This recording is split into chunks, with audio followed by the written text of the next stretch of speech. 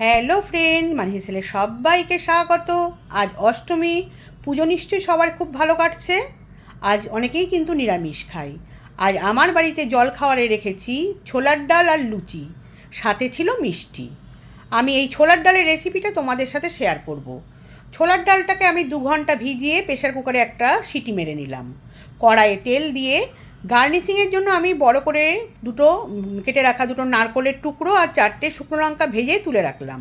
এরপর ওই তেলের মধ্যে টুকরো করে রাখা নারকোলের টুকরোটা লালচে করে ভেজে তুলে নেব।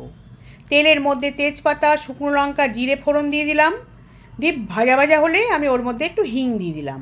দিয়ে ওটা আমি একটা বাটির মধ্যে ফোড়নটা তুলে রাখবো। পরে ওটাকে আমি ব্যবহার করব।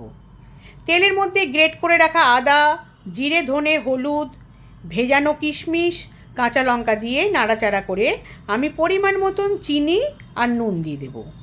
মিষ্টি যে যেমন খাবে সে তেমনি চিনিটা ব্যবহার করবে। এরপর ওর মধ্যে আমি সেদ্ধ করে রাখা ডালটাকে দিয়ে দিলাম আর গরম জল ঢেলে দিলাম। আগে থেকে ভেজানো তেঁতুলের জল তেঁতুল সমেত দিয়ে দিলাম।